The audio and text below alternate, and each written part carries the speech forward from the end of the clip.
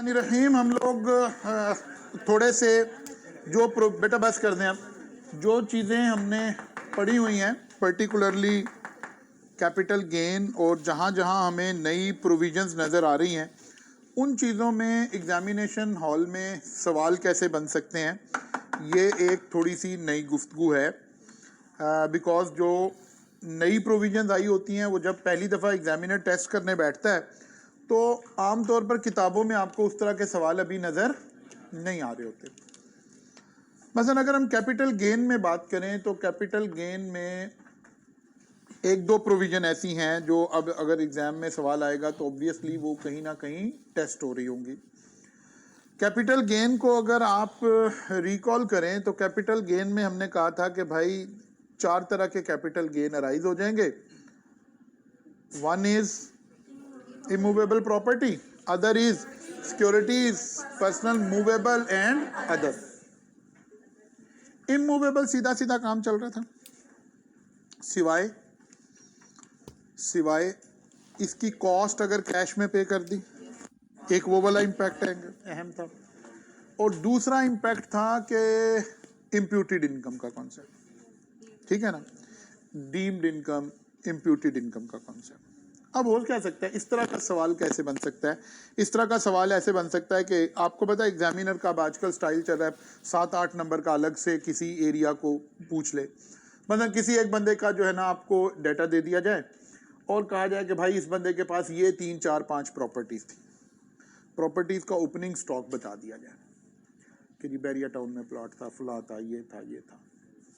अब हो सकता है अभी एग्जामिनर पहले हाथ आपको वो जो एग्जेम्प्ट वाली प्रॉपर्टीज़ है ना उनका जिक्र ना भी कर रहा हो, तो तब भी 3-4 प्रॉपर्टीज ओपनिंग में बताने का मतलब है कि आपका ध्यान जाए कि इसके ऊपर इम्प्यूटेड इनकम कैलकुलेट होनी है, ठीक है ना।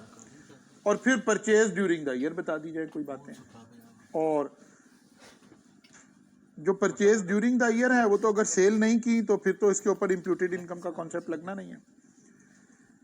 फिर आपने देखना है कि अच्छा जी कितने एसेट्स आ रहे हैं, उनमें से कोई एक एसेट आप एग्जाम्पशन में क्लेम कर सकते हैं, जो सबसे ज़्यादा है वो आप एग्जाम्पशन में क्लेम कर सकते हैं। रिमेनिंग के ऊपर आपने इम्प्यूटेड इनकम कैलकुलेट करनी होगी। हो सकता है किसी एक को वो कह दे कि भाई ये तो मैंने रेंट पे दिया हुआ है, तो ये भी हमने पढ़ा है कि अगर उससे इनकम आ रही हो तो फिर अगर एक्चुअल इनकम आ जाए तो फिर इम्प्यूटेड इनकम का कॉन्सेप्ट ख़त्म हो जाता है। एक तो ये वाला एरिया हमारा, इस एरिया में अगर हम देखें तो ये सवाल इस तरह का बनेगा, जो कि जाहिर है अभी फिलहाल किसी किताब में आपको इस तरह नज़र नहीं आ रहा। मैंने स्लाइड में कुछ एक दो आपको सवाल इस तरह के कॉन्सेप्ट करवाए थे।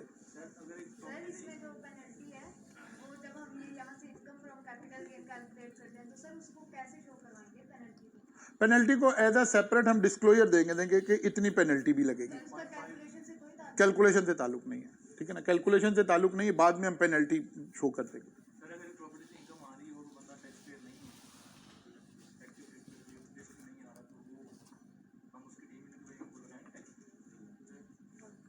नहीं लगाएंगे डीम में, तो जब लगना है जब नहीं, डीम में जब लगना है जब एक्चुअल नहीं आ रही है।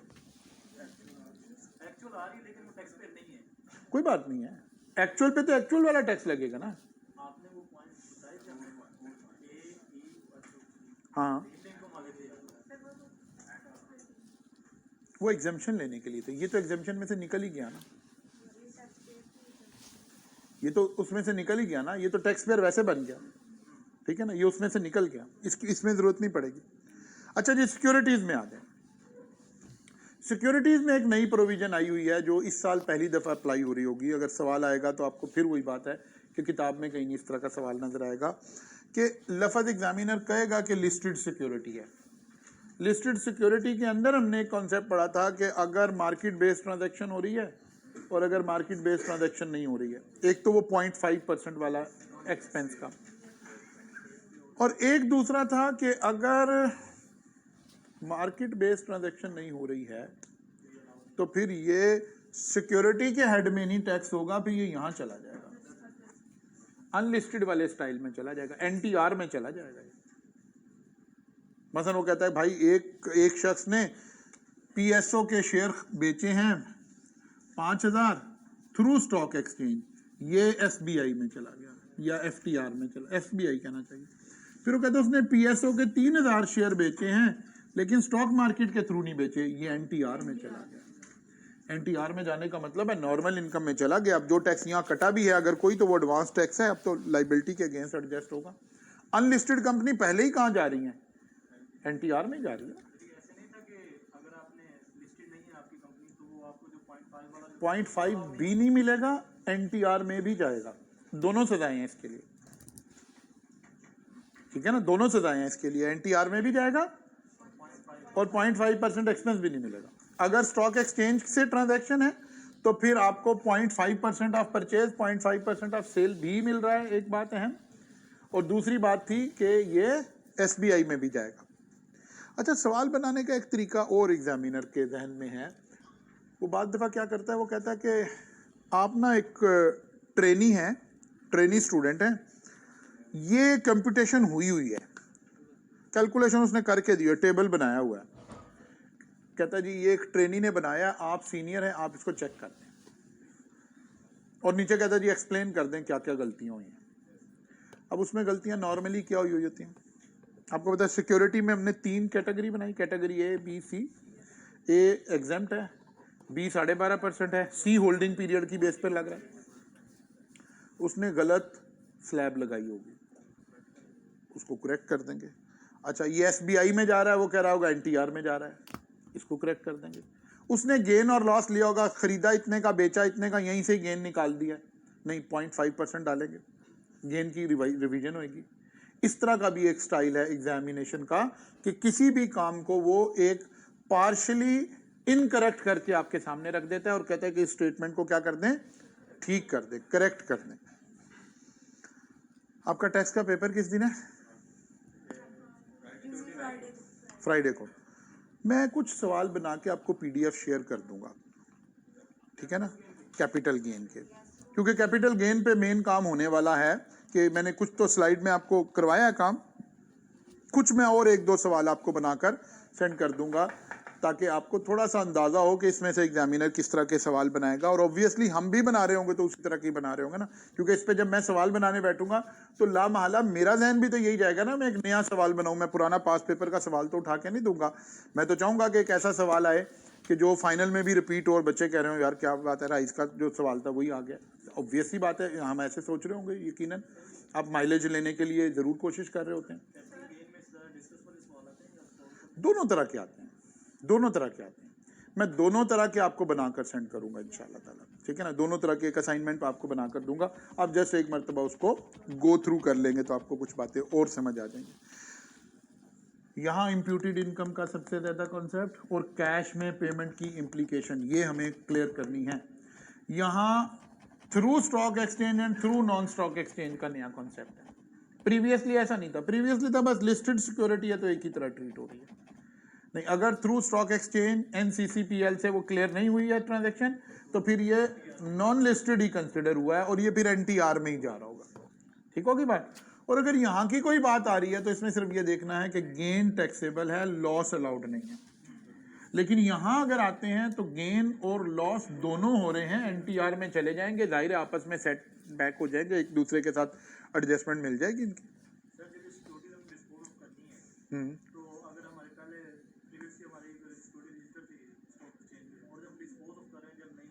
तो फिर तो अनरजिस्टर्ड ही कंसिडर होगी एट द टाइम, जिस दिन आपने, बल्कि उससे भी अगली बात है ना, डिस्पोजल से भी अगली बात हो रही है, अगरचे लिखा भी किताबों में उसी तरह। अगर अब तो बात चली गई एनसीसीपीएल पे,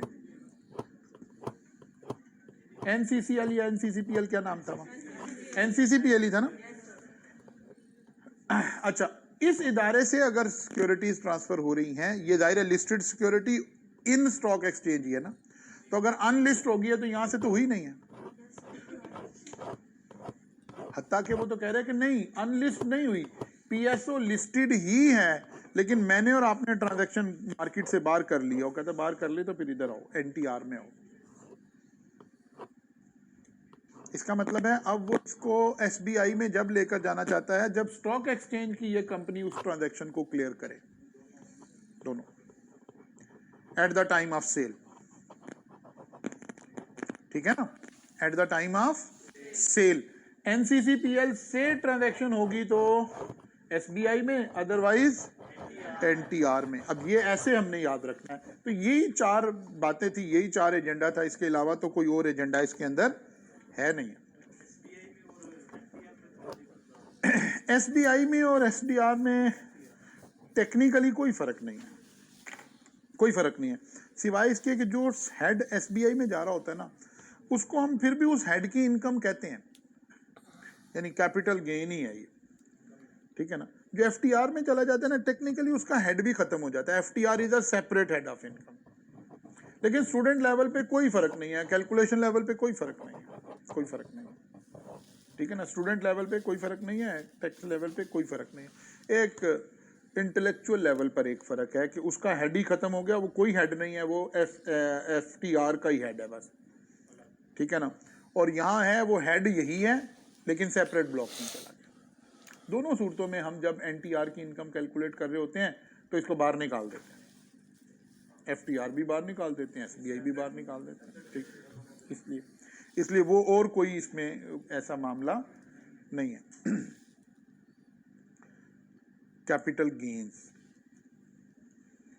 ट्रिगर पॉइंट हमें नजर आ रहे हो कि क्या हो रहा है। फिर अब जितना सिलेबस हमने पढ़ा हुआ इसमें से अगर हम देखें कि एग्जामिनर ने सवाल बनाने हैं तो कहाँ से एक बड़ा सवाल बन जाएगा, कहाँ से छोटे सवाल अलग से भी बन सकते हैं। हर वो एरिया जिसमें मल्टीपल बातें डिस्कस हो रही हैं, नया मिजाज आई कैप का है कि किसी एक बात को पकड़ता है, ये 8-10 बातें पूरे सिलेबस में मौजूद हैं, उसने एक पकड़नी है इसमें से, जिसके ऊपर उसने 7-8 नंबर का एक अलग सवाल बना देना। जैसे सैलरी का एक सवाल बन रहा है, तो हमने सैलरी में देखना है कि यार 8 नंबर की कोई अलग बात भी पूछी जा सकती है, 5-6 नंबर की तो बिल्कुल पूछी जा सकती है।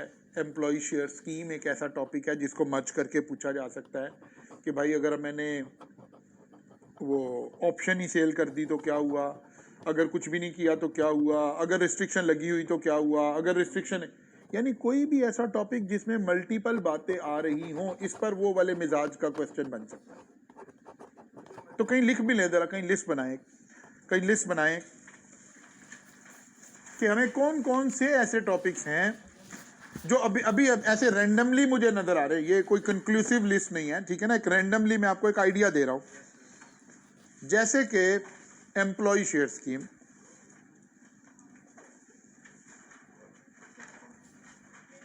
जिसपे 5 to 6 मार्क्स का सेपरेट क्वेश्चन बन सकता हो। Employ share scheme, provident fund, medical allowance. Salary में ये 3 टॉपिक ऐसे हैं जहां पे हमें 360 टाइप क्वेश्चन बनता नजर आ सकता है कि ये हो तो बताओ क्या करना है, ये हो तो बताओ क्या करना है, ये हो तो बताओ क्या करना है, ठीक है ना। अच्छा जी, मेडिकल अलाउंस वही इन टर्म्स ऑफ एम्प्लॉयमेंट है कि नहीं है, कैश साथ मिल रहा है कि नहीं मिल रहा, इंश्योरेंस हुई हुई है कि नहीं हुई है, वो वाले केसेस सारे बन सकते हैं ना इसके अंदर, ठीक है ना।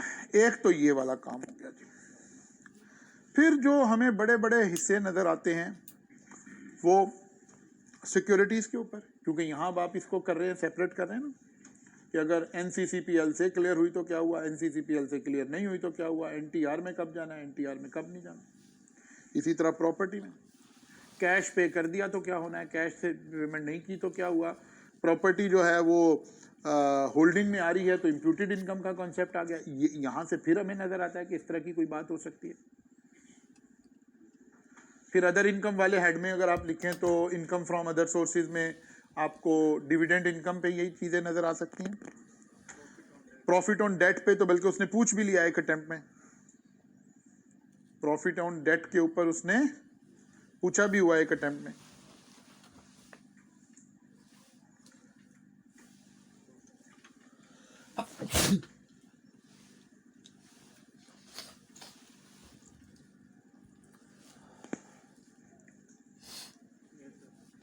ठीक हो गई बात जी। तो कितनी चीजें बन गई जी? 6 बन गए। अच्छा जी, 6-7 बन गए।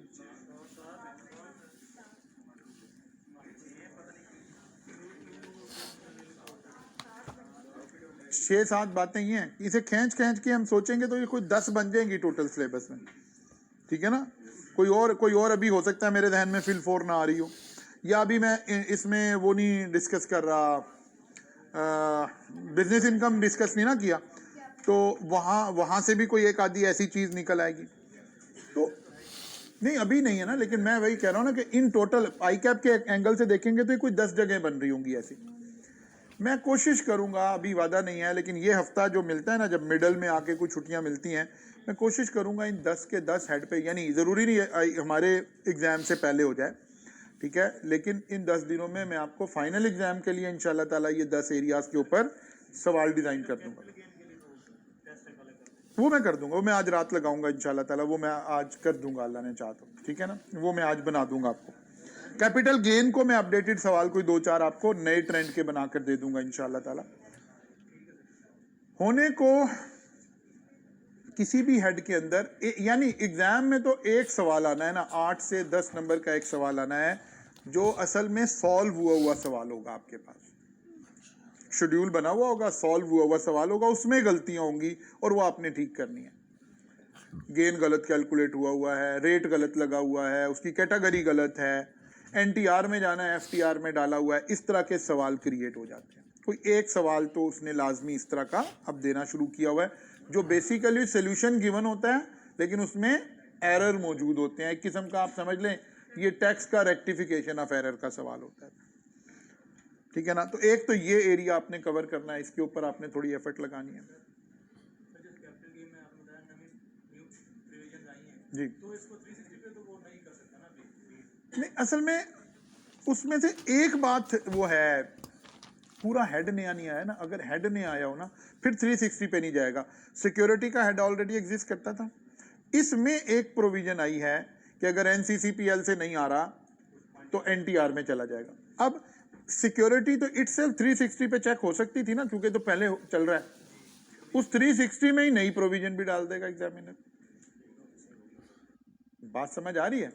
ऐसे हमें देखना पड़ जाएगा, ऐसे हमें चीज़ों को सेटल करना पड़ जाएगा। ये कोई मैक्सिमम 10 जगह होंगी, मैं 10 की 10 जगहों के 360 क्वेश्चंस आपको बना के दे दूंगा।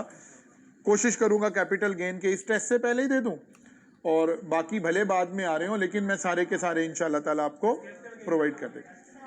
कैपिटल गेन में आपको इंशाल्लाह ताला इससे पहले करवा दूंगा। सॉरी 2025 वाली स्कीम के ऊपर थोड़ी सी बात करते हैं, वो कैमरा बंद करके तो फिर करेंगे शुरू, ठीक है ना। अभी जरा इसको फारिग कर लें, लेक्चर को फारिग कर लें। तो इसलिए भाई इन सारी चीज़ों को तैयार करें। फिर एक अहम काम है, वो काम आपने आज ही कर लेना है। पहले 3 चैप्टर को रटा लगाना है, ठीक है ना। पहले 3 चैप्टर को रटा लगाना है, वो आपने आज कर लेना है, ठीक है ना। मैं आज आपको सवाल बना दूंगा, आज आप ये रटा लगा लें, फिर कल से आप सवाल जो है ना वो टर्म टेस्ट की तैयारी भी ऐसे हमारी हो जाएगी इंशाल्लाह ताला, ठीक है जनाब। फिर यहाँ हम लेक्चर को तो क्लोज कर लेते हैं, ठीक है ना जी। चलो भाई बंद कर दो इसको।